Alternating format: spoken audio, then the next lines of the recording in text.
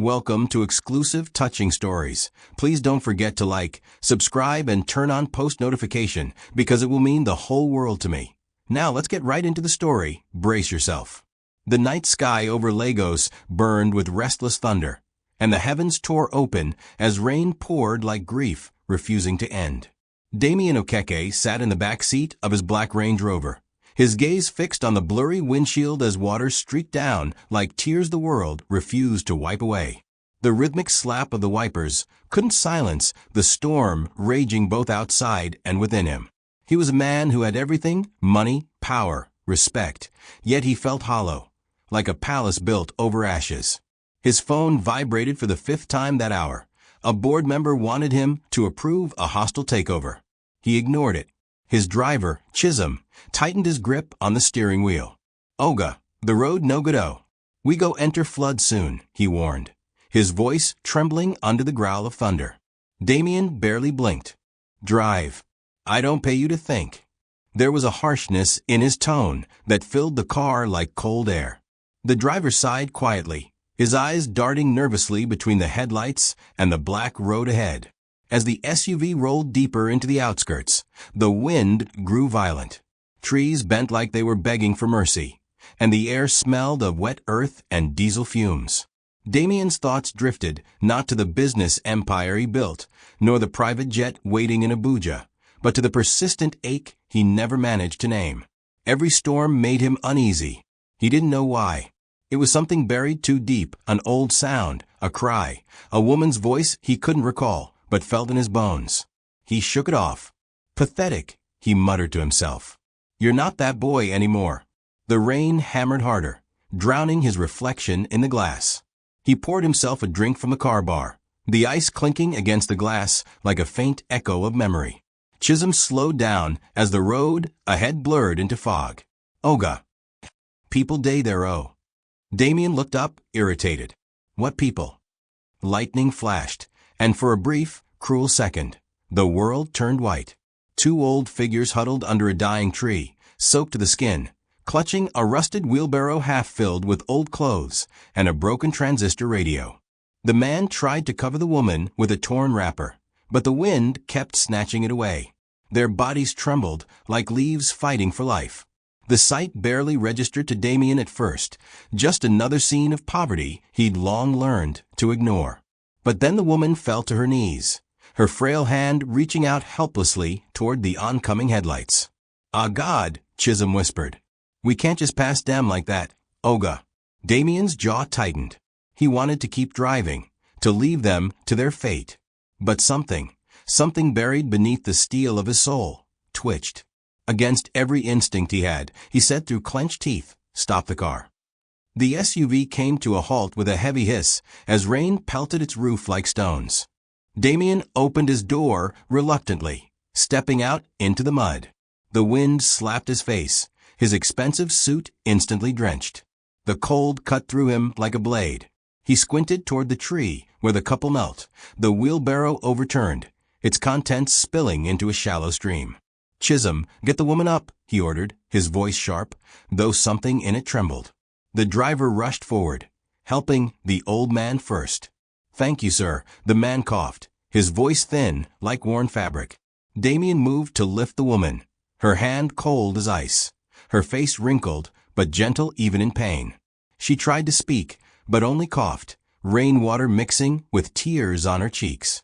Her wrapper clung to her frail frame, and for a fleeting second, Damien's gaze softened. "They'll ruin seats," he muttered, though his tone carried no true anger. He turned back to the car and gestured. "Put them in." Inside, the warmth from the heater wrapped around the trembling couple.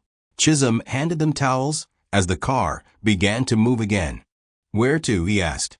"My guest house in Akota," Damien said quickly, then added, "and drive fast."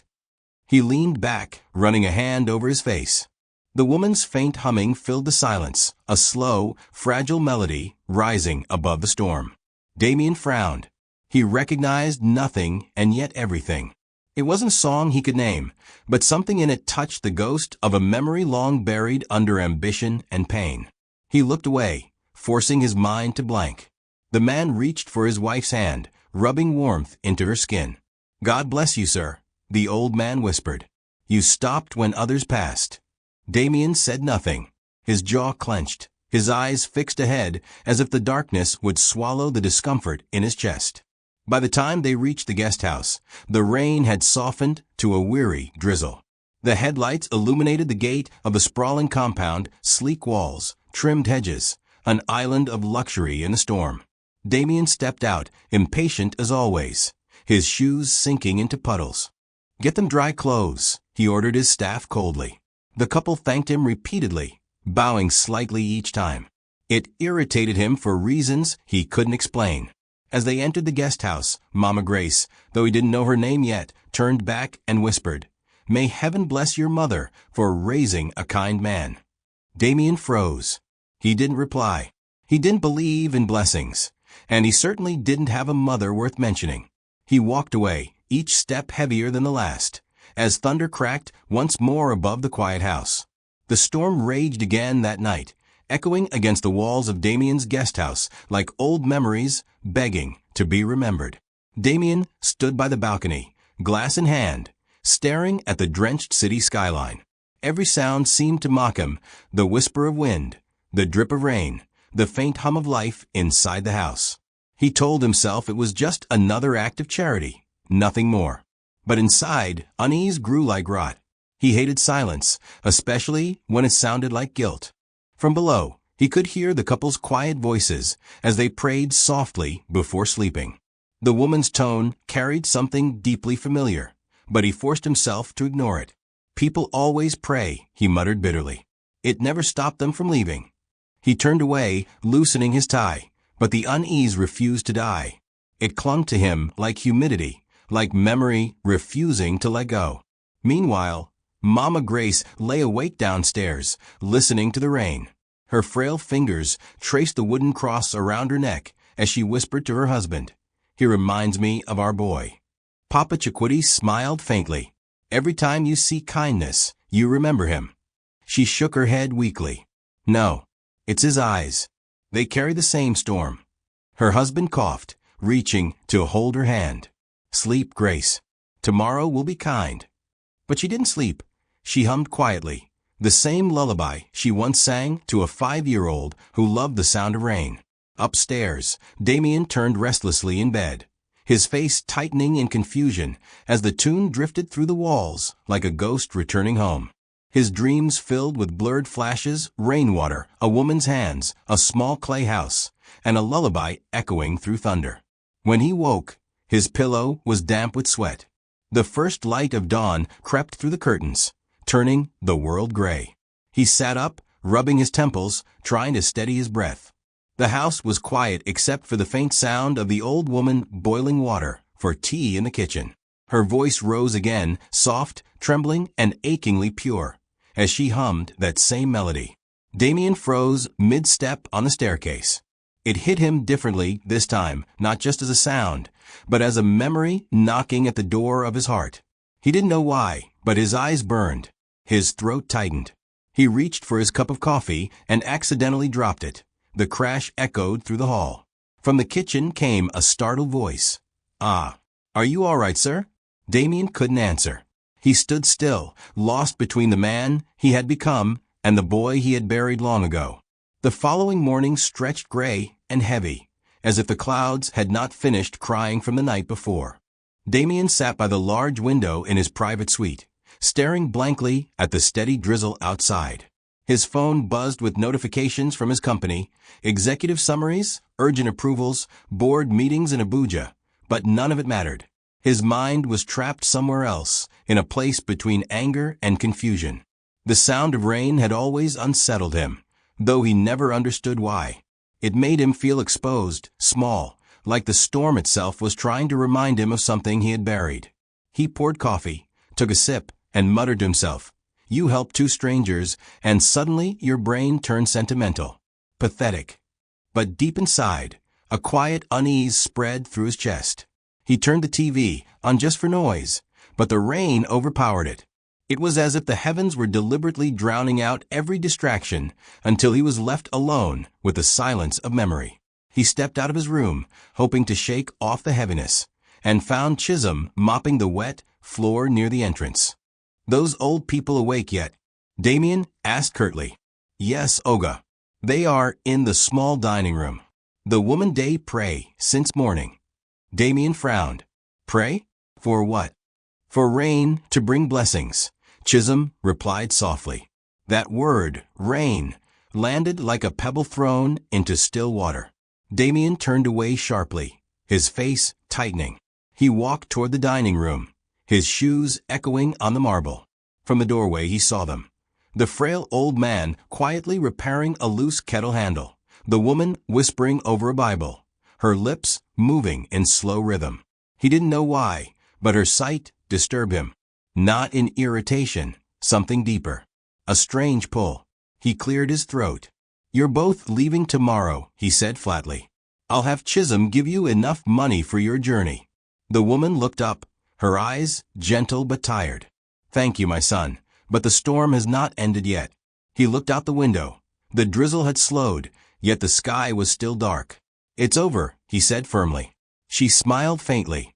"No, it isn't. When the rain ends, answers come." Her words clung to him long after he left the room. He found himself pacing his office upstairs, restless, angry that he couldn't ignore her. What answers?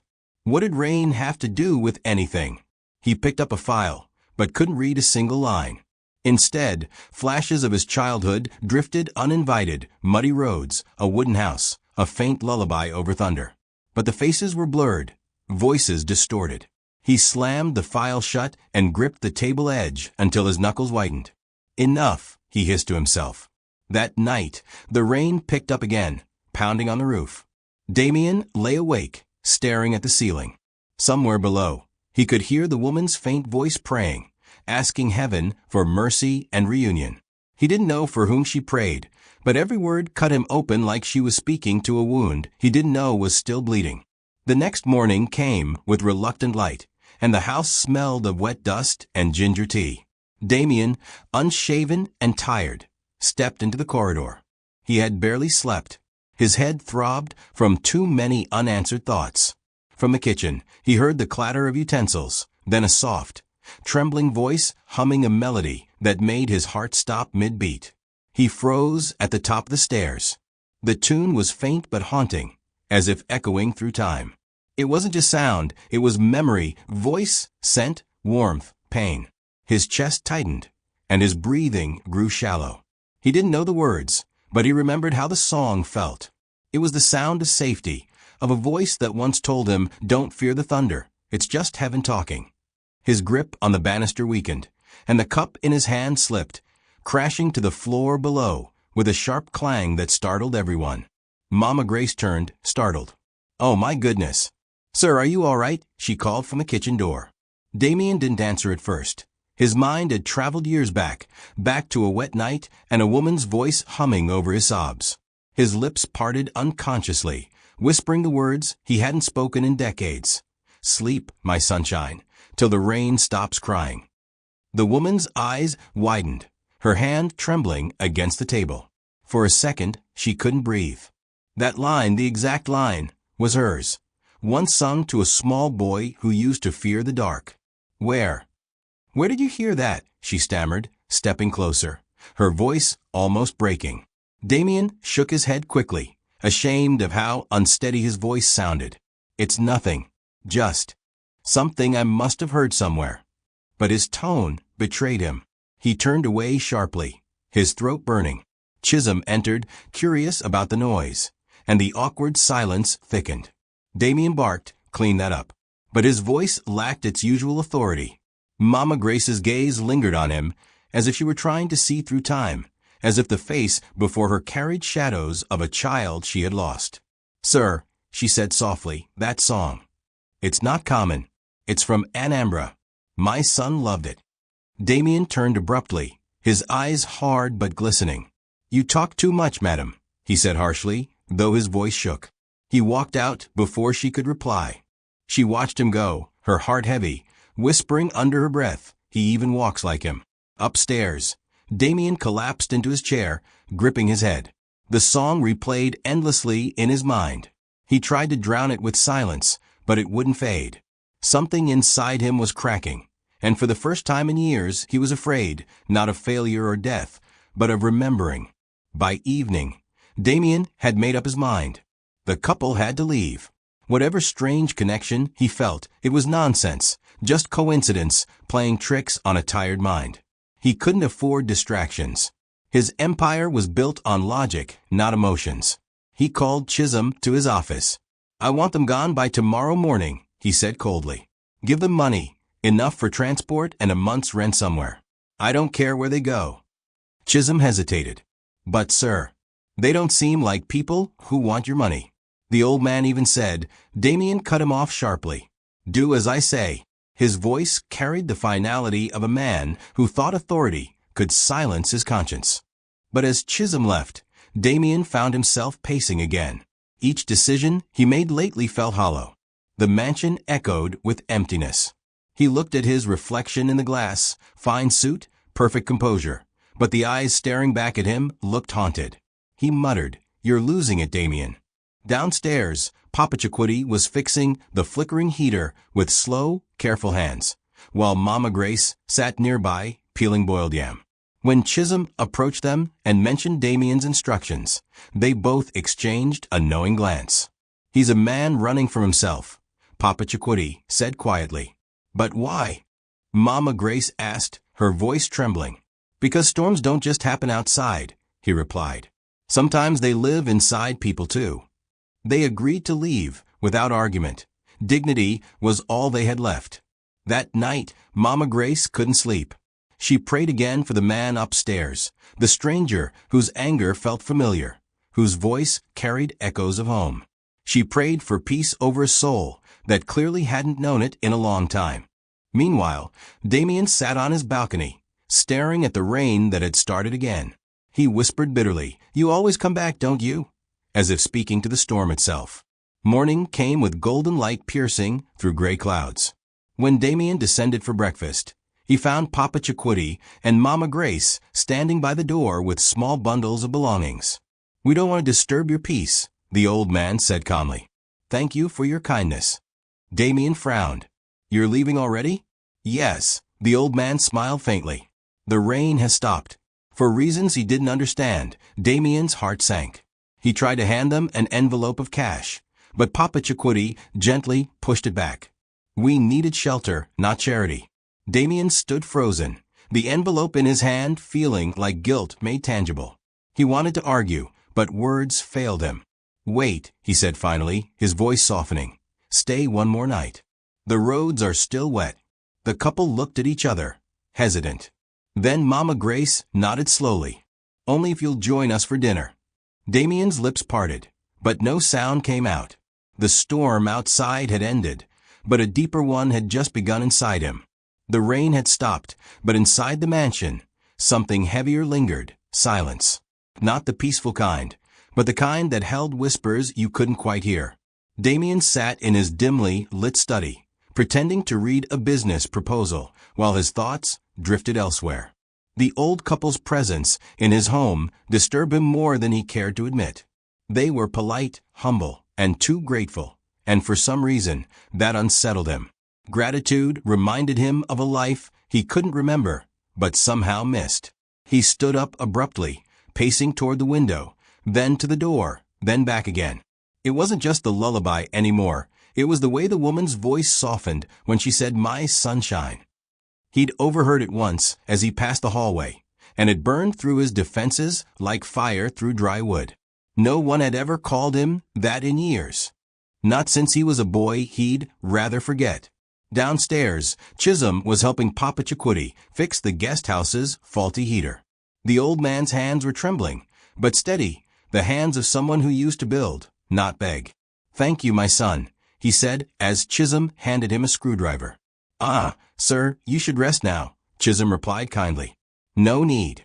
A man's heart stays alive when he can still mend something." Papa Chiquity smiled. Damien, watching quietly from the upper hallway CCTV feed, felt an ache in his chest he couldn't name. These two had nothing, yet they moved with a kind of dignity he hadn't seen among the powerful men he dined with. As he watched the old man test the repaired heater, he remembered being a child sitting beside a similar one, wrapped in a woman's wrapper, her voice humming softly over the hiss of rain. The screen blurred before his eyes, and he shut it off abruptly, breathing unevenly.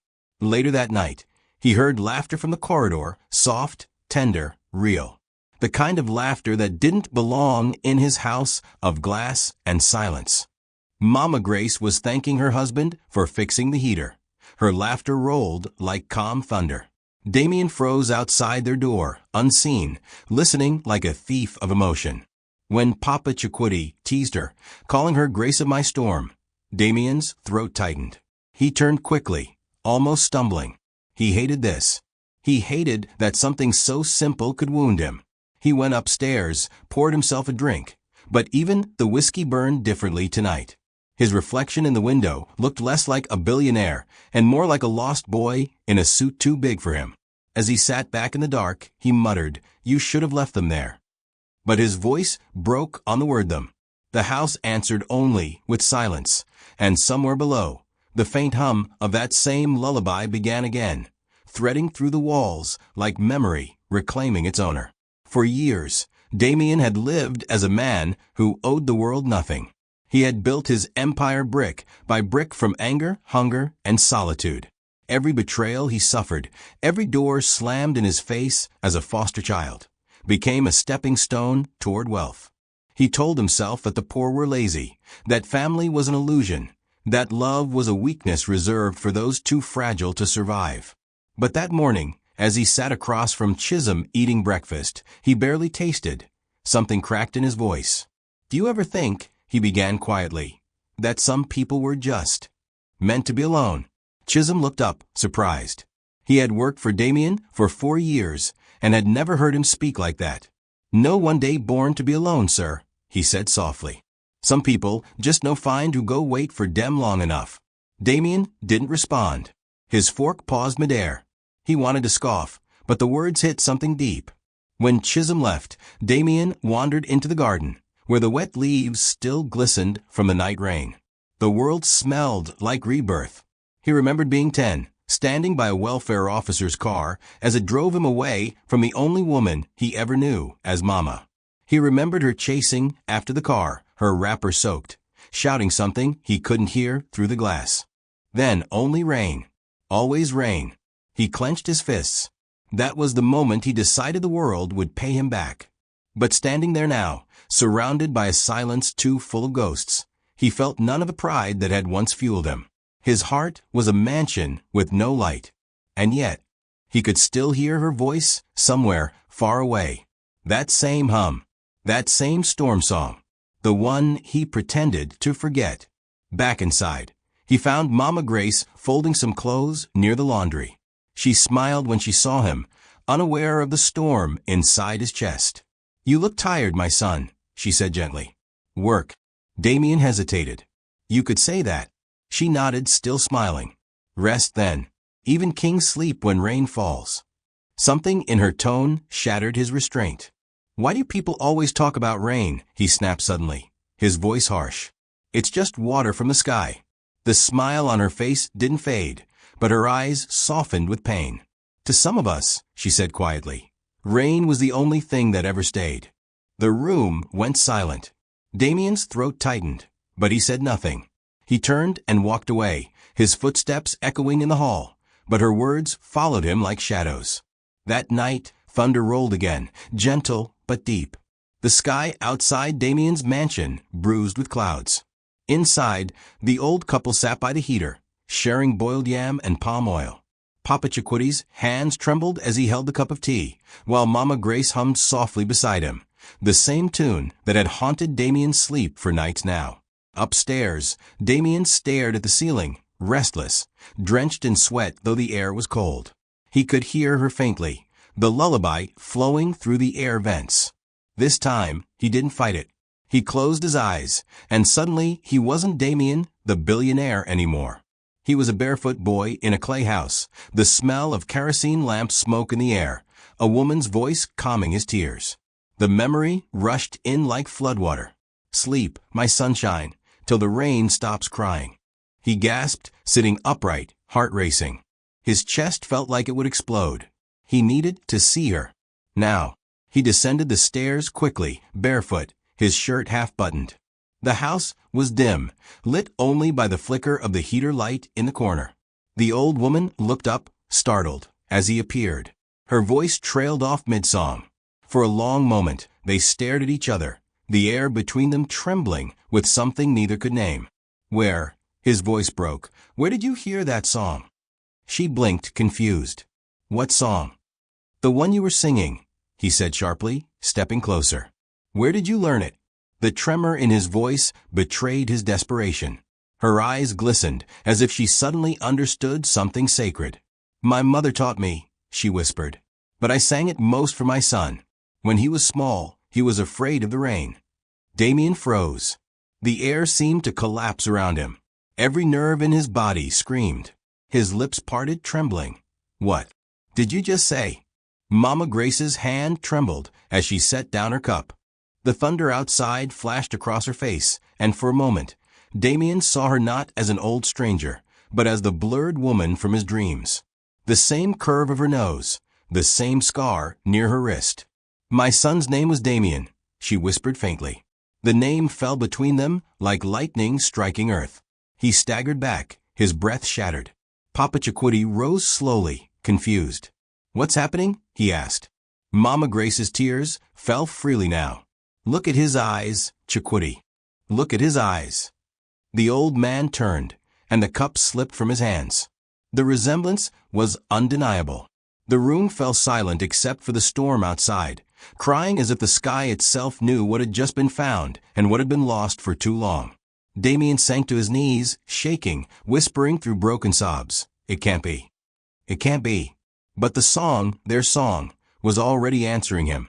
The name hung in the air like thunder that refused to fade. Damien's world stopped moving. His knees weakened as the storm outside roared louder, pounding the glass panes like angry fists. He couldn't speak, couldn't breathe, only stared at the trembling woman before him. His mind rejected it, but his heart knew. Every memory that had slept for years came flooding back at once.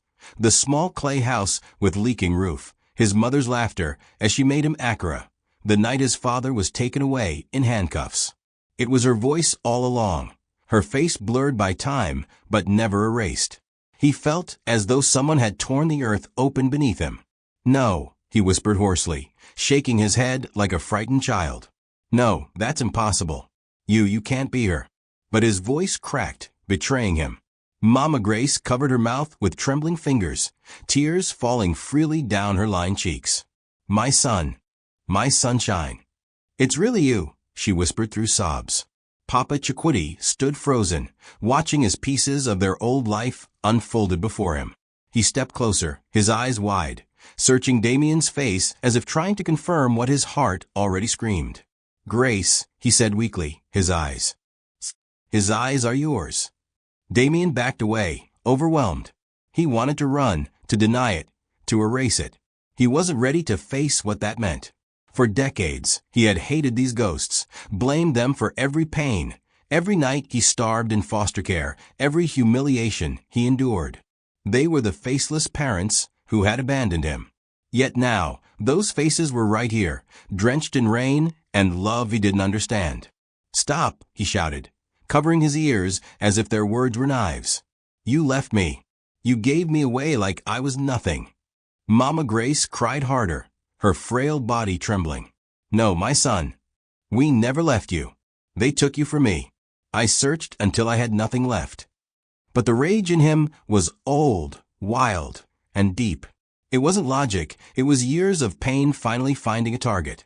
He fell to his knees, sobbing uncontrollably, torn between hatred and longing. Mama Grace crawled toward him, ignoring her husband's weak protests. She reached out, touching his face with a trembling hand. Look at me, she begged. I prayed that one day the rain would bring you back. Every storm, I asked God to send you home. Damien's tears blurred his sight. Her touch was both unfamiliar and familiar, the warmth he had once known but forgot. He wanted to pull away, but something in him broke. He leaned into her hand, and she began to sing softly, through tears, that same lullaby. Sleep, my sunshine, till the rain stops crying. Damien wept harder. For years, the song had haunted his dreams. Now it was alive, breathing in front of him. Papa Chikuti sank into a chair, his face buried in his palms, whispering, God, you are merciful after all. The three of them remained like that, broken, soaked in tears and silence, while outside, the storm softened as though heaven itself paused to listen. Years rolled back like a film strip. It was 29 years ago in Sukka, a humid afternoon that reeked of palm oil and fear. Papa Chikuti, then a young accountant, worked at the local government office. He was known as an honest man, too honest for the greedy system he served. When a scandal broke involving missing pension funds, the corrupt chairman needed a scapegoat. Chikuti was the perfect choice, hardworking, quiet, and unconnected. That evening, while Mama Grace cooked yam porridge and 5-year-old Damien played by the door, men in black uniforms burst into their home. Mr. Chikuti Okeke, you are under arrest for embezzlement of government funds, one barked. Grace dropped the spoon from her hand, splattering porridge across the floor. Damien screamed as 2 officers dragged his father out into the rain. My husband is innocent, she cried, clinging to him. But a rifle knocked her aside. The boy's toy fell into the puddle, and lightning split the sky. That was the night everything shattered. In the weeks that followed, their small home became a shell. The villagers whispered, calling her the thief's wife. Grace went from house to house, begging for work, her pride long gone. She tried to feed Damien, but food became scarce. One afternoon, he fainted from hunger while playing with a broken tire rim. That night, she knelt beside him and whispered the lullaby to calm his fever. Sleep, my sunshine, till the rain stops crying. Her voice cracked as she wept silently beside him. When she heard that her husband's bail was denied and his trial postponed indefinitely, she nearly lost her mind. Still, she kept faith. Then one morning, men from the welfare department arrived. Madam, we have reports of neglect, one said.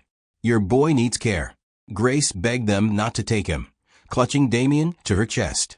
But they pried him away, promising it was temporary.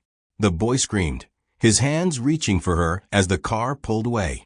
She ran barefoot after it, rain pouring, her wrapper soaked, shouting, Bring back my child. The road swallowed her voice. Back in the present, Damien listened, his fists clenched, his tears silent. The image of that boy, of himself, tore through him like a wound reopening after years. I waited for you, he said in a broken whisper. Every night, I thought you'd come. Mama Grace nodded, her eyes hollow. I tried. They changed your name. I went to the orphanage, but they said you were gone. I lost everything, my home, my faith, even my husband's freedom. Papa Chikuti's voice, rough with age, trembled. I didn't even know where they kept you. They told me you and your mother moved abroad. When I came out of prison, I searched until my legs failed. The room was thick with grief and unspoken years. Damien lowered his head into his hands. I became everything I swore I'd never be, rich, powerful, untouchable, but empty. His mother reached for his hand, whispering, You were never lost. The rain just took the long road bringing you home. The story of what came after was even more painful. Mama Grace told it slowly, her voice shaking as if every word scraped against her soul. After Damien was taken, she moved into a church shed, sweeping floors and washing clothes for strangers. Some nights she would walk for hours through the streets, calling her son's name, hoping the wind might carry it to wherever he was. When the government sealed her husband's case, she sold her wedding ring to buy a lawyer, but the lawyer vanished with her money. She grew thin, her hair turning gray before its time. I thought of dying, she whispered. But every time it rained, I remembered your laugh. I told myself, if heaven still cries, maybe my son still breathes. Damien listened, his chest rising and falling with pain. He could barely look at her. Every word erased a lie he had believed for decades. All his hatred, all his anger, built on misunderstanding. Yet guilt felt heavier than hate. He wanted to say sorry, but his voice failed him. Papa Chiquiti took over the story, his tone raw, with regret. "They transferred me to Kyuj prison," he said, staring into the distance. "I watched men lose their minds. I nearly lost mine. But I wrote letters, hundreds. None were sent. For 18 years, I prayed for freedom just to find my family.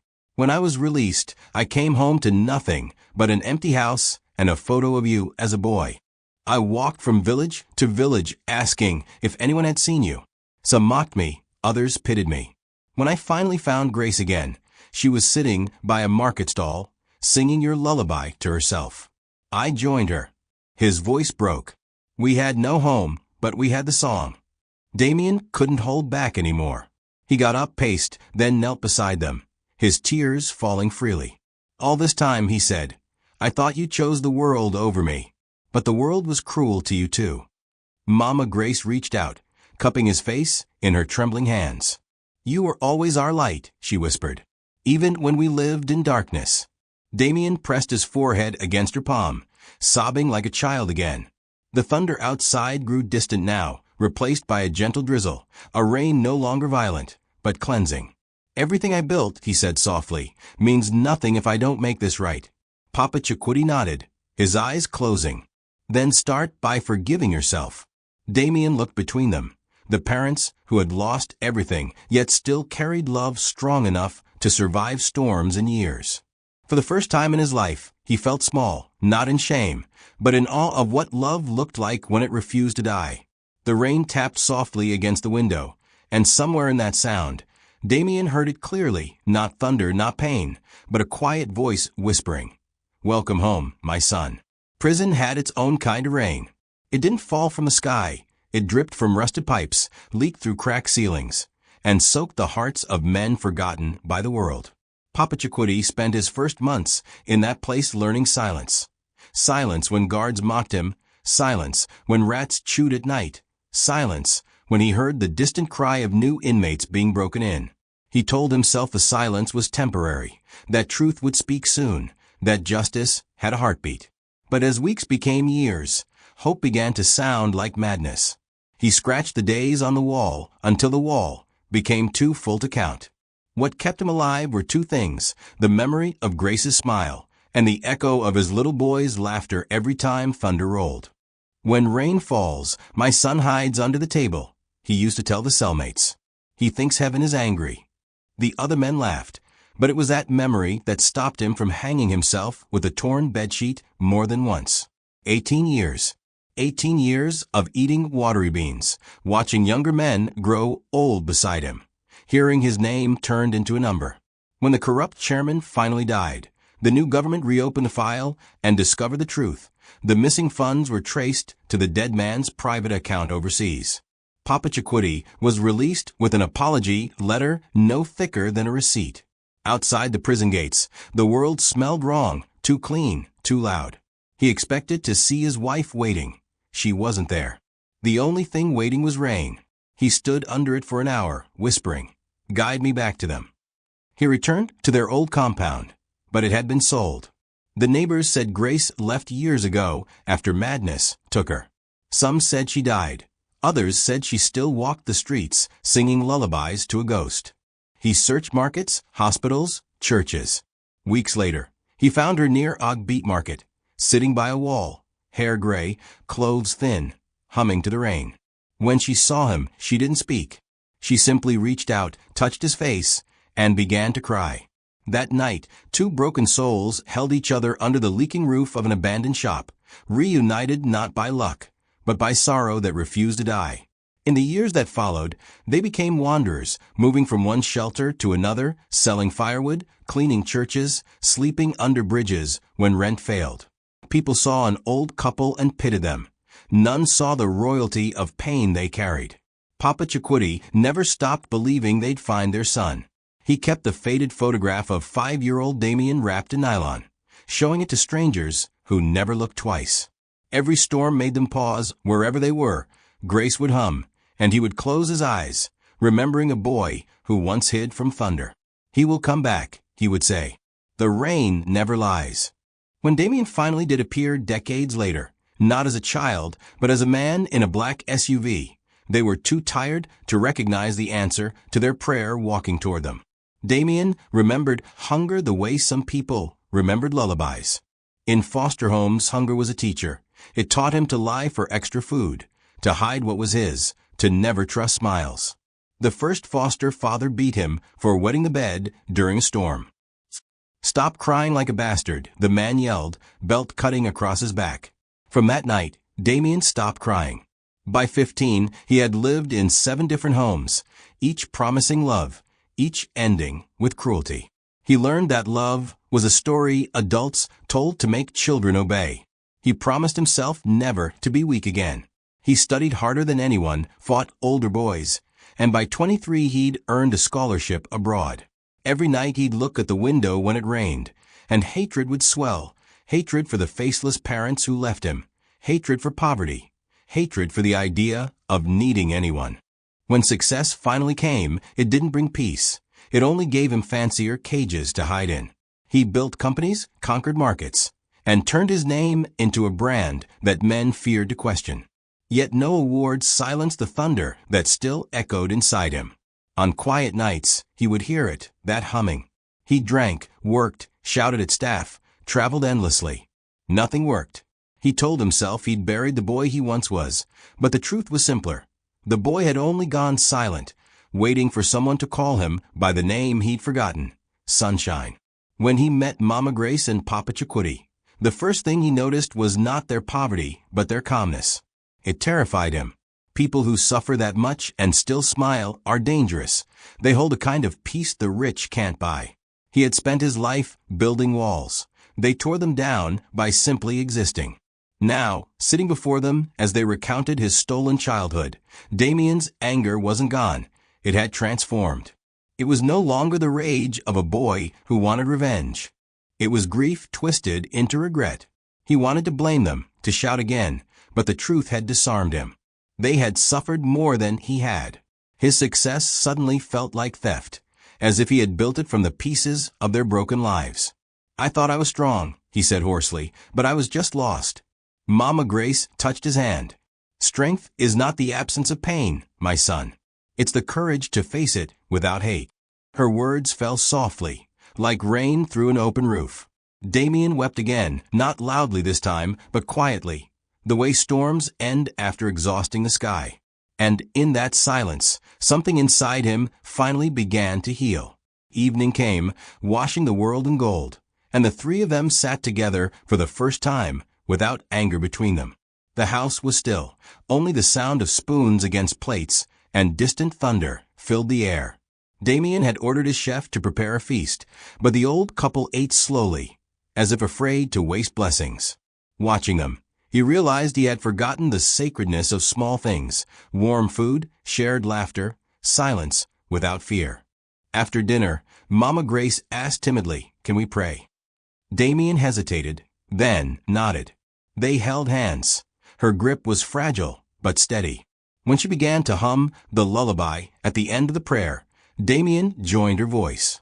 For a moment, the years between them disappeared. It was mother and child again, under the old roof that leaked, singing to drown out thunder.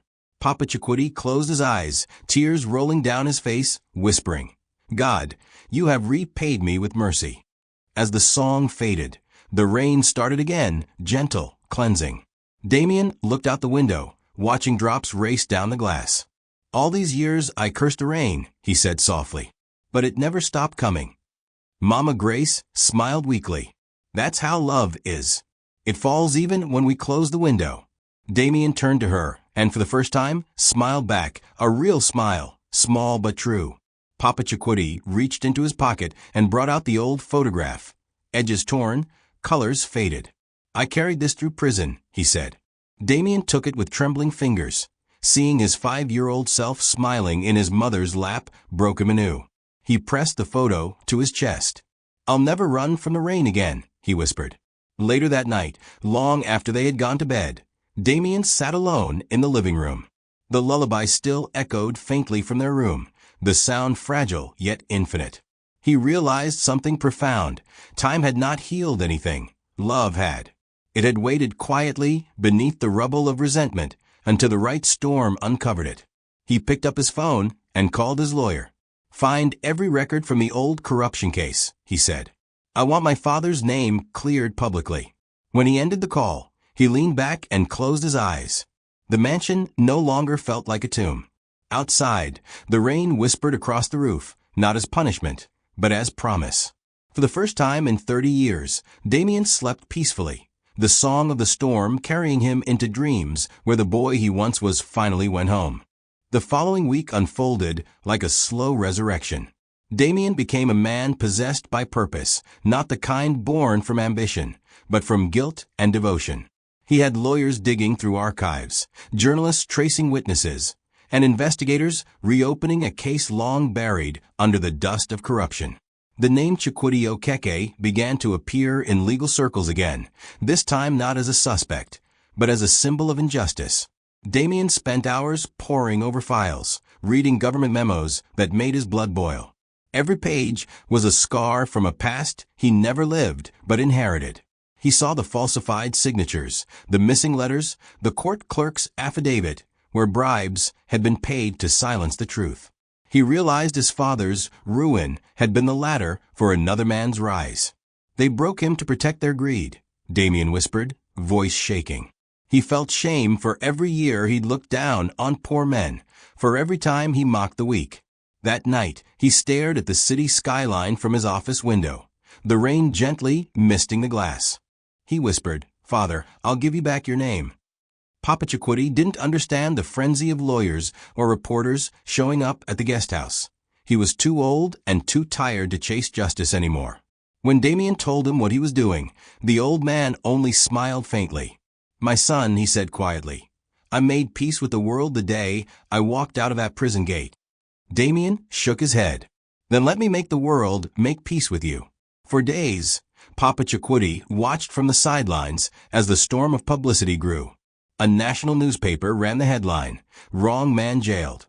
Billionaire's Father Exonerated After 30 Years." The article went viral. People who had once mocked them wept reading the story. Damien stood beside his father at the public inquiry, his hand gripping the old man's shoulder as the Minister of Justice read the apology letter. The moment the words cleared of all wrongdoing were said aloud, the hall erupted in applause. Papa Chukwudi closed his eyes, tears streaming down his face, whispering, "Grace, it's over. It's finally over." When they returned home that evening, Mama Grace stood by the door, her frail body trembling as she watched her husband and son walk in together. "So they believe this now?" she asked, voice soft but edged with sadness. "They do," Damien said, kneeling beside her chair. "But it doesn't matter what they believe anymore. I know the truth." She placed her hand on his head and whispered, "Then don't let their world make you forget this peace." Later that night, they all sat together in the small parlor. The rain outside was light, the kind that caressed, not punished.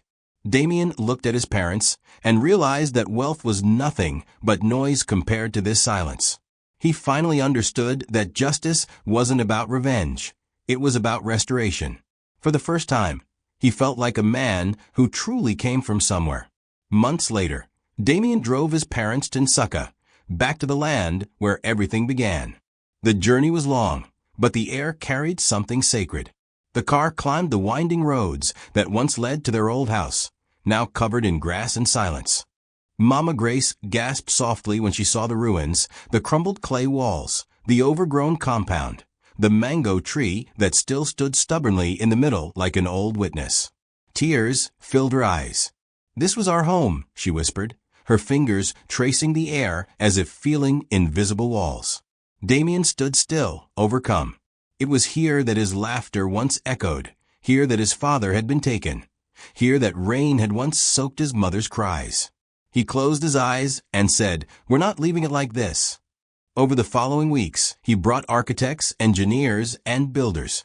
The villagers watched in awe as trucks arrived, clearing weeds and laying new foundations. Damien rebuilt the house exactly as it once was, not as a mansion, but as memory preserved. He refused any modern designs. The kitchen had to face the east, just as his mother remembered. The veranda was reconstructed with red clay bricks.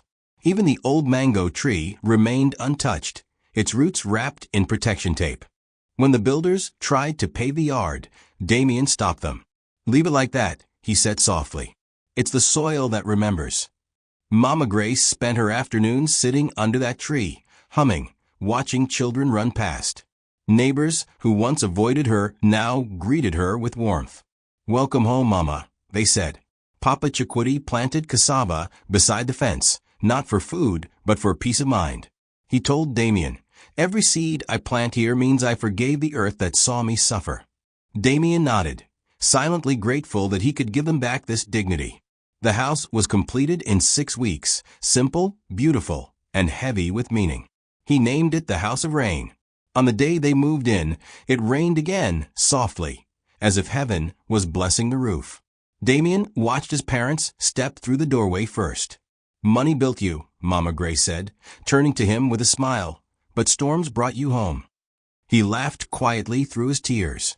They held a small dedication service, attended by villagers and old friends. Children played in puddles, while elders prayed under umbrellas. When night came, Damien sat alone in the compound, listening to crickets and rain mingling. He realized that his greatest investment wasn't in stocks or buildings, but in the healing of this soil and the peace of 2 old souls. The past no longer haunted him. It lived beside him, forgiven, understood, and whole. Peace is never weightless. It rests on the back of regret like dew on grass. As months passed, Mama Grace's health began to fade. Her laughter grew softer, her steps slower. She would sit for hours under the mango tree, watching the sky change color, whispering prayers Damien could barely hear. He brought doctors, nurses, expensive medication, but she only smiled faintly and said, "Don't fight what is gentle, my son. I've seen enough storms. Let this calm take me." Damien couldn't accept it. He had only just found her. "You can't leave me again," he said one night, kneeling by her bed. Her frail hand touched his cheek. "I never left you. I was just lost in the rain." The words broke him. He began sleeping in a chair by her side, afraid to miss her voice. Every night, she'd ask him to read from the Psalms, and when thunder rolled in the distance, she would hum softly, that same lullaby, and he'd close his eyes, pretending he was still that child hiding in her arms. Papa Chiquiti aged visibly too, though his spirit remained strong. He spent most mornings sitting on the porch, cleaning his old radio, listening to gospel songs. "Your mother's getting ready," he told Damien one morning. "She talks to the rain like it's calling her name." Damien's throat tightened. "I'm not ready," he whispered. His father placed a hand on his shoulder. "Neither was I when they took you from us. But life doesn't ask. It just moves." That evening, Damien canceled all his business meetings and sat by his mother's bedside. The air smelled of rain again. The sky was dark but calm. He told her stories about his life, how he started his first business, how he built his company, how he met people who reminded him of her strength. She listened, smiling faintly. "You did well," she said softly. "But promise me one thing. Don't let the world harden you again." He promised, tears streaming freely. Late that night, Damien walked outside alone. The compound glowed faintly under the moonlight, the earth still wet from a light drizzle. He looked up and whispered, "God, if peace has a price, I'll pay it." Behind him, he heard his mother's voice faintly through the window, humming her lullaby. He closed his eyes, letting it wash over him like baptism. The words carried the weight of love and farewell all at once. He understood now. The storm that once cursed him had been guiding him home all along. He whispered into the rain, "Thank you for bringing her back, even if it's only for a while." The wind answered gently, rustling through the mango leaves. And for the first time, Damien didn't feel small under heaven's vastness. He felt forgiven. The house was silent except for the gentle rhythm of rain tapping against the windows. It had been raining for 3 days straight, not in anger, but as though heaven was cleansing the earth one drop at a time. Damien sat beside his mother's bed, his eyes hollow from sleepless nights. Mama Grace's breathing was shallow but peaceful. Every rise and fall of her chest was a countdown he prayed would never end. He held her hand tightly, afraid that if he let go, the rain would take her with it. You need rest, Papa Chiquitty whispered from the doorway. Damien shook his head. I can rest when she wakes up. The old man nodded, his heart breaking quietly. He understood the pain of watching love prepare to leave. The lamp flickered, casting a soft light over her fragile face. She looked so small, so distant from the vibrant woman who once prayed through storms and sang life into silence. Damien wiped her forehead with a wet cloth, whispering, You're going to be fine, Mama. You're strong. You've always been strong. She smiled faintly, her eyes fluttering open. Even the strongest trees must bend to the wind, my son. As thunder murmured gently outside, Mama Grace asked for something unexpected. Sing with me, she whispered. Damien blinked, startled. Mama, I haven't sung since I was a child. She smiled, weak but knowing. Then be a child again, just for tonight. Papa Chiquitty came closer, sitting on her other side. Slowly, Mama Grace began to hum. The melody was fragile, trembling like her breath, the same lullaby that had once carried a frightened little boy through the darkness. Damien's lips trembled, but he joined her. His deep voice, cracked by emotion, wove through hers like a promise. Sleep, my sunshine, till the rain stops crying, he sang, tears falling freely now. Dream of the morning, when the clouds stop sighing. Papa Chiquitty's voice joined, low and trembling. The three voices, mother, father, son, became one, rising and falling like the rhythm of mercy. For a moment, time ceased to exist. It was no longer a billionaire, a widow, and an ex-prisoner. It was simply a family rediscovering each other through sound. The room seemed to glow with warmth that defied the rain. When the song ended, Mama Grace's eyes were closed. Her hand still rested in Damien's, her lips curved in the faintest smile. For a heartbeat, he thought she was asleep. Then he realized she wasn't breathing. Mama, he whispered, shaking her hand gently. Mama, please. His voice cracked, but there was no response. The storm outside deepened, as if the sky itself began to weep with him. Papa Chiquitty bowed his head, his lips moving in silent prayer. Damien fell to his knees beside the bed, clutching her hand to his forehead. Don't go yet, he sobbed. Not after I just found you. But there was only stillness. Her warmth faded slowly, leaving behind peace that felt both cruel and kind. Hours later, when the rain finally eased, Damien sat by the window, holding her necklace, the one she'd worn since his birth. In the dim light he whispered, Sleep, my sunshine. The rain has stopped crying. The morning of the burial was clear, but the ground was soaked from the long night of rain. The villagers gathered in quiet reverence. They spoke in hushed tones about the woman who sang through suffering and the son who returned through storms. Mama Grace's coffin was simple, whitewood lined with lilac fabric, her favorite color. Damien stood beside it in a black kaftan, his face unreadable, but his eyes swollen from tears. Papa Chiquitty, frail but dignified, held onto his arm for balance. The pastor's voice trembled as he spoke. Some storms destroy, others deliver. Today we bury a woman who turned rain into hope.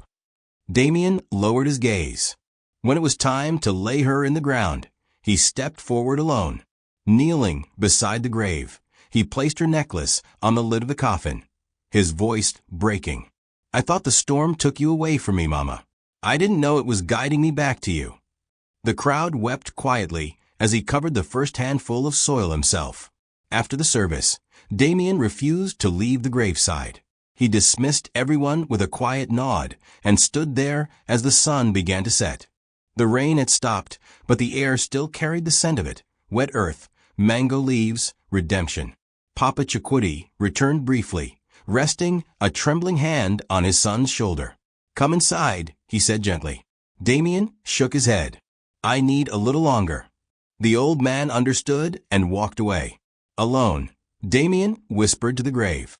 You know, Mama, I built skyscrapers, bought companies, flew jets, but none of it made me feel as alive as sitting in this house with you and Papa. You were right. Money built me, but the storm brought me home. He smiled faintly, looking up at the sky. For the first time in years, the clouds were breaking apart, letting sunlight pierce through. A soft breeze brushed his face, and he swore he heard her voice, faint, warm, and familiar, humming their song. He closed his eyes, letting the sound carry him. Weeks later, the Grace Foundation for Orphan Children opened its doors. Damien named it not just for his mother, but for the mercy that had rewritten his story. The foundation focused on children lost to the foster system, those the world forgot, just like he once was. On the wall above the entrance hung a bronze plaque engraved with her words, "The rain is not your enemy, it's the road back home." On opening day, the sky turned gray and rain began to fall softly, blessing the roof. Damien didn't hide under it. He walked straight into the drizzle, lifting his face to the heavens. Papa Chiquiti stood at the doorway, watching proudly. Damien whispered, "I'm not afraid anymore." He looked toward the far end of the garden, where he had planted 2 mango trees beside his mother's grave. Between them stood a wooden sign, "In the rain, love returns." As thunder rolled faintly in the distance, Damien smiled through his tears. The storm had finally finished its work, not by breaking him, but by bringing him home. Thank you for watching this video. What did you learn from this story? Drop it in the comments. Please make sure you like, comment, and subscribe to my YouTube channel Exclusive Touching Stories for more.